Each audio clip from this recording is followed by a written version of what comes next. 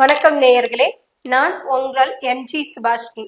இன்னைக்கு நம்ம கிட்ட கேஆர் கோவிந்தராஜ் சார் வந்திருக்கிறாரு. இன்னைக்கு ஒரு புது வகையான கொஸ்டின்ஸ் நம்ம அவங்க கிட்ட கேட்க போறோம். வணக்கம் சார். வணக்கம்மா. நம்மளுக்கு பிடிச்ச ஒருத்தர் இருப்பாங்கங்க சார். இப்போ உதாரணத்துக்கு எடுத்துட்டீங்கன்னா, எனக்கு ரொம்ப க்ளோஸ் ஃப்ரெண்டு ஒருத்தர் இருந்தா, அப்படி திடீர்னு பார்த்தீங்கன்னா ஒரு சூழ்நிலையினால அவங்க இறந்துட்டாங்க. ஆனா அவங்க வந்துட்டு இப்பயும் நம்ம கூட இருக்கிற மாதிரியே இருக்குது. அது என்னங்க சார், அது என்னோட மன பிரம்மையா இல்ல உண்மையானமே அப்படி இறந்தவங்க வந்து நம்ம கூடயே இருப்பாங்களா அப்படின்னு உங்களுக்கு கேள்வி கேட்குறீங்க. ஆமாங்க சார். நல்ல கேள்விக்கு விசித்திரமான கேள்வியை கேட்குறீங்க. நம்மளே சோதிக்கிற அளவுக்கு இந்த கேள்வி இருக்கு. என்ன ஓட்டத்துக்கும் கிரகங்களுக்கும் சம்பந்தம் இருக்கும். அதே மாதிரி சாபங்களுக்கும் அந்த யார் மூலியமா பழகணுமோ அவங்களுக்கும் என்ன ஓட்டம் இருக்கும். அதனாலதான் அவங்க என்ன ஓட்டத்துல அது தொடருது. அவங்க மைண்ட் செட் அந்த மாதிரி வருது. அவங்களுக்கு தோணும் அது இருக்கும். அதுல இல்லாம எல்லாம் இருக்காது. எதனால அப்ப நீங்க கேட்கிற கொஸ்டின் இந்த அளவு கேட்குறீங்க அப்படின்னு சொன்னா, அது உண்மையிலேயே அது இருக்கனாலதான் நம்ம உடம்புல அந்த மாதிரி சிம்டம்ஸ் காமிக்குதா அப்படிங்கிற கொஸ்டின் தான் உங்களுக்கு. அது உண்மையிலேயே அந்த சிம்டம்ஸ் காமிக்கும். இப்ப கிரகங்கள் எங்கேயோ இருக்குது. ஆனா கிரகனுடைய என்ன ஓட்டத்துலதான் நம்ம பேசுறோம். இறந்த சாபம் வந்து முத்தி அடைஞ்சிருச்சுங்கிறான். ஆனா நமக்கு கனவு வருது.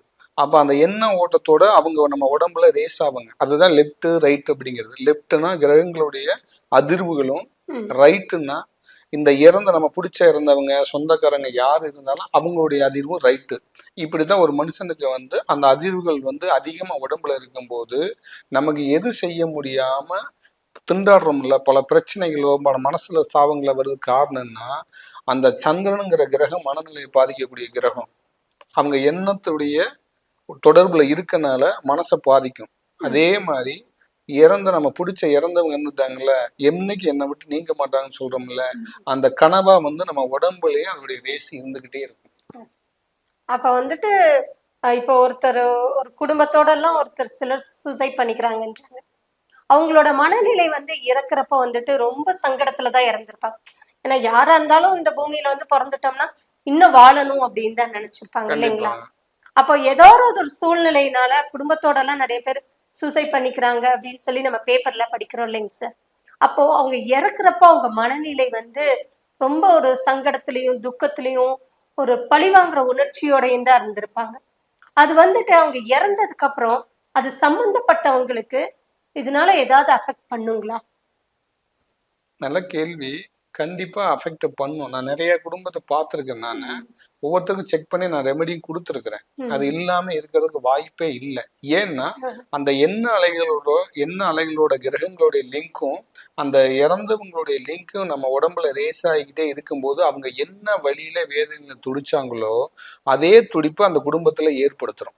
எப்படின்னா இப்ப அவங்க அந்த சூழ்நிலையில வந்து இப்ப அவங்க குழந்தைகளோ இல்ல குழந்தை இல்லாம இறந்திருந்தாங்களோ அவங்களுடைய வம்சாவளி நடந்துறது அவங்க வீட்லயும் நடக்கும். அந்த சம்பந்தப்பட்ட நம்ம யார் நினைச்சிருக்கோம் பார்த்தீங்களா, அவங்களுடைய எண்ணத்துல பிரதிபலிச்சு அவங்களை நம்ம ஏமாத்திருந்தோம்னா அதோடைய தாக்கம் நம்ம குழந்தை வெளியே வரும். இல்லாட்டினா அந்த குழந்தை குடும்பத்துல வந்து அந்த குழந்தை வாரிசே இல்லாமே இருக்கும். இதெல்லாம் வந்து உடம்புலேயே அவங்களுடைய தாக்கம் நமக்கு ரேஸ் ஆகிக்கிட்டே இருக்கும். அப்போ இப்ப வந்துட்டு ஒரு குடும்பத்துல ஒரு சிலருக்கு குழந்தை இல்லாம இருக்கிறதோ இல்லாட்டி ஒரு இன்னும் கால தாழ்த்தியும் கூட இன்னும் கல்யாணம் ஆகாம இருக்கிறது, இல்லாட்டி திடீர்னு ஒரு சிலருக்கு மன குழப்பம் அடையறதெல்லாம் இருக்குது இல்லைங்களா? அதெல்லாம் இதனுடைய தாக்கம் அப்படின்னு சொல்றீங்க. ஒவ்வொன்றுக்கும் ஒவ்வொரு தாக்கம் இருக்கும். சாபங்கிறது மெயினா வந்து குழந்தையத்தான் குறிக்கும். மெயினா கிரகங்கள்ங்கிறது வந்து தோஷத்தை குறிக்கும். இன்னொரு கொஸ்டின் என்ன கேட்டீங்க? இப்ப வந்து ரொம்ப வருஷம் ஆகி இன்னும் முதிர்கன்னிகளாவே ஒரு சிலர் வீட்டுல இருக்கிறாங்க. பெண்களாகட்டும் ஆண்களாகட்டும் அவங்களுக்கு கல்யாணம் ஆகாம இருக்குது. அது வம்சாவளி சாபத்தை குறிக்கும். இப்படி ஒவ்வொன்றுக்கும் தனித்தனியா இருக்கும். இதுல வந்து மெயினா இருக்கிறது அந்த தெய்வ சக்தி அங்க இருந்தா தான் இந்த சாபங்கள் நிவர்த்தி பண்றது, கிரகங்கள்ல இருந்து தோஷ நிவர்த்தி பண்றதெல்லாம் வழி கொடுக்கும். இதுதான் 3 விஷயம். இப்ப இந்த 3 நடக்கும். இப்போ ஒருத்தங்களை வந்து அவங்க பண்ணியிருந்தாங்கன்னா இது 3மே சம்பந்தப்படும். மெயினா இருந்து சம்பந்தப்படுத்துறது வந்து தெய்வம் தான், தெய்வ சக்தி தான். மதங்கள் வந்து வேற வேற இருக்கலாம். ஆனா அந்த தெய்வீக சக்தி வந்து அந்த இடத்துல இருக்கும். அது இருந்தா தான் அந்த வழிபாடுகளை பண்ணி அவங்க நிவர்த்தி பண்ண முடியும். அந்த வழிபாட்டுக்கு உண்டான பவரை கொடுத்து அந்த எனர்ஜியை வந்து நம்ம கொண்டுட்டு வரணும். அது வந்து யாரும் இதுவரையும் அந்த மாதிரி பண்ணல. நம்ம அதைத்தான் ஆக்டிவேஷன் பண்ணி அந்த பவரை கொண்டுட்டு வர்றோம். இப்ப நம்ம பொதுவா வந்து போயிருக்கிறோம், சொல்லியிருக்கிறாங்க, நான் சாப நிவர்த்தி பண்ணிட்டேங்கிறாங்க, தோஷ நிவர்த்தி பண்ணிட்டேன்.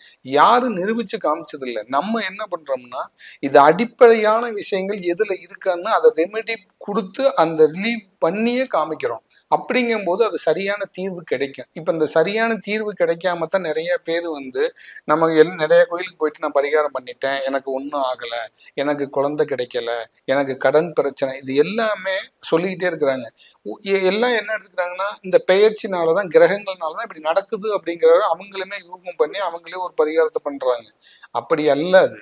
அதெல்லாம் வந்து நம்ம ஒவ்வொருத்தங்களும் ஒவ்வொரு விஷயத்தை எடுத்து சொல்ற மாதிரி அவங்களுக்கு ரெமெடி தெரியாம வாய் வார்த்தையில சொல்றது. நம்ம இதுக்குன்னு ரெமெடியை கண்டுபிடிச்ச கண்ணுக்கு எதிராகவே அதை ஆக்டிவேஷன் பண்ணி காமிக்கிறோம். ஏன்னா உண்மை வந்து வெளியில வர்றதுக்கு மெதுவா லேட் ஆகும். பொய் வந்து நெகட்டிவ்ங்கிறது வந்து சீக்கிரம் ரீச் ஆகும். அதனால இன்னைக்கு வந்து எது உண்மை எது பொய்ங்கிறதுலயே கண்டுபிடிக்காம நிறைய பேர் சொல்றதெல்லாம் சரி சரின்னு செஞ்சுட்டே போறாங்க. யாருக்கு எப்ப அந்த இதுல இருந்து விடுபடணுங்கிற ஒரு கால நேரம் இருக்கும். அப்ப வந்து அதை சரியா செய்யும் போது அவங்கள்ட்ட பணமும் இல்லாம இருக்கும். இப்ப அவங்களுக்கு ஒரு சிம்டம்ஸ் கொடுத்துருப்பாங்க, அப்ப செய்ய முடியாத ஒரு சூழ்நிலையும் அப்பயும் அந்த நேரத்துல ஏற்படுத்தி கொடுக்கும். இது வந்து கிரகங்கள்னால ஏற்படுற தடை. இப்போ இறந்தவங்க அப்ப நம்ம கூடயே தான் இருப்பாங்கன்றீங்க. அவங்கள முக்தி அடைய வைக்க முடியுமாங்க சார்? அவங்கள தாராளமா முக்தி அடைய வைக்க முடியும். அதுக்கு அந்த கர்மா வந்து ஒத்துழைக்கணும். இப்போ வந்துட்டு அந்த குடும்பத்தை சார்ந்தவங்க மட்டும்தான் அவங்கள முக்தி அடைய வைக்கலாங்களா, இல்ல அதை சாராம வேற யாரும் கூட முக்தி அடைய வைக்கலாங்களா? இப்ப நீங்க கேட்ட கேள்விதான் கரெக்டான கேள்வி. வேற யாரும் அதை பண்ண முடியாதுங்க.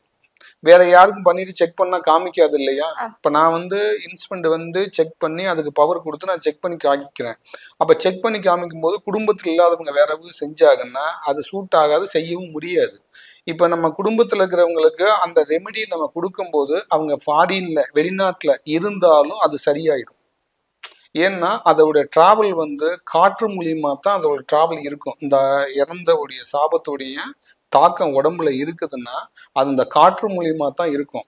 அப்படிங்கும்போது அவங்க வெளிநாட்டுல எங்க இருந்தாலும் நம்ம அவங்கள வந்து ரெமெடி பண்ணி காமிக்க முடியும். அப்ப அதுல இருந்து அவங்க ரிலீவ் ஆயிடுவாங்க.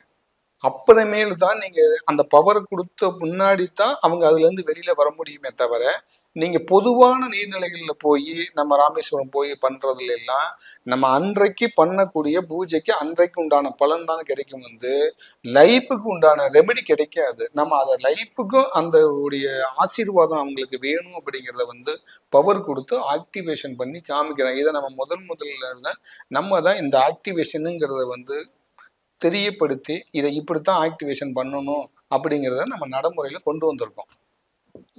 இப்ப நீங்க வந்து அவங்கள முக்தி அடைய வச்சுட்டீங்கன்னா அந்த டைமுக்கு மட்டும் தானா, இல்ல இனி அடுத்தடுத்து நீங்க வந்து செக் பண்ணலனாலுமே அவங்க முக்தி அடைஞ்சிருப்பாங்களாங்க சார்? இப்ப நீங்க சொல்றீங்க ராமேஸ்வரத்துக்கு போய் நாங்க வருஷம் வருஷம் கொடுத்துட்டு இருக்கோம், காசிக்கு போறோம், இதெல்லாம் சொல்றோம் இல்லைங்களா? அதுக்காக கேக்குறேன். நீங்க சொல்றீங்க அந்த நிமிஷத்துக்கு தான் அவங்க முக்தி அடைவாங்க, மறுபடியும் வந்துரும் அப்படின்னு சொல்றீங்க. இப்ப நீங்க அவங்கள முக்தி அடைய வைக்கிறது இந்த பர்டிகுலர் டைமுக்கு மட்டும்தானா, இல்ல த்ரூ அவுட் த இயர் எப்பயுமே அவங்க முக்தி அடைஞ்சிருப்பாங்களா? இப்ப நீங்க கேட்ட கேள்வி கரெக்டான கேள்வி. இப்ப நீங்க சொன்ன மாதிரி நிறைய பேர் அந்த சாப நிவர்த்தி பண்ணிட்டு நம்மகிட்ட வந்து பார்க்கும்போது என்ன சொல்றாங்க, சார் நான் பார்த்துட்டேங்க, நான் சாப நிவர்த்தி ஆயிடுச்சு. நான் கேட்டேன், நிவர்த்தி ஆயிடுச்சுங்கிறத யாராவது காமிச்சிருக்காங்களா? என்னுடைய கொஸ்டின் அதான். இப்ப நீங்க அவங்க சொல்றது என்கிட்ட சொல்றீங்க, அது நிவர்த்தி ஆயிடுச்சான்னு யாராவது உங்களுக்கு செக் பண்ணி காமிச்சிருக்காங்களா அப்படிங்கும் போது இல்லைங்கிறாங்க. அப்ப வந்து நான் சொல்றேன், சார் நான் இப்போ உங்களுக்கு செக் பண்ணி காமிக்கிறேன். இவங்க நிவர்த்தி ஆயிடுச்சுன்னா இங்க நிவர்த்தி ஆயிடுச்சுன்னு காமிக்கும் என்னுடைய இன்ஸ்ட்ருமெண்ட், இல்லைன்னா இல்லைன்னு காமிக்கும். அதே மாதிரி நான் அவங்களுக்கு பவர் கொடுத்து ஆக்டிவேஷன் பண்ணி அந்த ஆன்மா முத்தி அடைஞ்சிருச்சுங்கிறத நான் இங்க நிவர்த்தி பண்ணி காமிப்பேன். அதை காமிச்ச உடனே அப்பயும் உங்களுக்கு தெரியும் அந்த சாபம் நிவர்த்தி ஆயிடுச்சுங்க. அது எப்படி தெரியும் அப்படின்னா, நம்ம உடம்புல ரேஷ் ஆகக்கூடிய எனர்ஜி பவர் வெளியில போறது தெரியும். ரெண்டாவது அவங்க வீட்டுல வச்சிருக்க போட்டோல இருந்து வெளியில போறது தெரியும். மூணாவது நம்ம வீட்டுக்குள்ள இருக்கிற நெகட்டிவ் எனர்ஜி பூரா போறது தெரியும். நாலாவது நம்ம வீட்டுல வச்சு கும்பிடுற சாமி தெய்வீக சக்தி பூரா வீட்டுக்குள்ள அந்த ஆன்மாவுடைய பவர் இருந்துச்சுன்னா பவரை காமிக்காது. நான் செக் பண்ணுவேன் தனித்தனியா. அந்த பவர் அங்க இருக்குது அப்படின்னு சொன்னா எல்லாம் வெளியில போயிடும். நான் பவர் கொடுத்த உடனே அந்த சாபம் நிவர்த்தி ஆயிடுச்சுன்னா உள்ள அந்த தெய்வீக பவர் உள்ள வந்துருச்சுன்னா காமிக்கும் தெய்வ பவர் உள்ள வந்துருச்சுன்னு. நான் வராதுக்கு முன்னாடி அதெல்லாம் செக் பண்ணுவேன். இப்போ சாமி நம்ம உடம்பு வச்சிருக்க திங்ஸில் வச்ச சிலைகள் எல்லாத்தையும் செக் பண்ணும்போது காமிக்கும். ஒன்றுல காமிக்கும், சுத்தமாக ஒன்றுல காமிக்காது, இப்படி எல்லாம் இருக்கும். நான் பவர் கொடுத்த உடனே ஃபுல்லாக ஆக்டிவேஷன் ஆயிரும் வீடு பூராமே. அப்பான மேலு தான் நீங்கள் கோயில்களுக்கு போய் பூஜைகளே பண்ணணும் அப்படிங்கிறத நான் பூஜை பண்ணணும் அப்படிங்கிறதுக்கு அடுத்த ஸ்டெப்புக்கே போவேன். அதுக்கு முன்னாடி நீங்கள் என்ன பூஜை பண்ணியிருந்தாலும் அந்த பூஜைக்கு உண்டான பவரும் உங்களுக்கு இருக்குதான்னு நான் கேட்பேன். நான் ஆக்டிவ் செக் பண்ணி காமிப்பேன். ஓகே நேயர்களே, இத்தனை நாளா வந்துட்டு நம்ம கூட முன்னோர்கள் இருக்கிறாங்களா, சாபங்கள் இதெல்லாம் பத்தி பார்த்துருக்கோம். அதே போல நம்ம நிறைய இடத்துக்கு போய் அவங்களுடைய ஆன்மாவை சாந்தி அடையும் முயற்சி பண்ணி இருக்கிறோம். ஆனா இப்ப சார் சொல்றாரு, அப்படி ஆன்மா வந்து முக்தி அடைஞ்சிருச்சா, சாந்தி அடைஞ்சிருச்சா அப்படின்னு ப்ரூவ் பண்ணி காட்டுவேனே சொல்லி இருக்கிறாங்க. ஸோ நீங்க இது பத்தின ஏதாவது டவுட்ஸோ இல்லாட்டி உங்களுடைய முன்னோர்களை நீங்க சாப நிவர்த்தி அடையணும் அப்படின்னு விருப்பப்பட்டாலும் கீழே ஸ்க்ராலிங்ல போல நம்பருக்கு கால் பண்ணி சார்கிட்ட அப்பாயின்மெண்ட் வாங்கி உங்களுக்கு இருக்கிற டவுட்ஸை கிளியர் பண்ணிக்கலாம். மற்றும் வேறொரு வீடியோல சந்திக்கலாம். அதுவரை உங்கள் எம்ஜி சுபாஷினி. நன்றி, வணக்கம். நன்றி சார். வணக்கம். நன்றி மேடம்.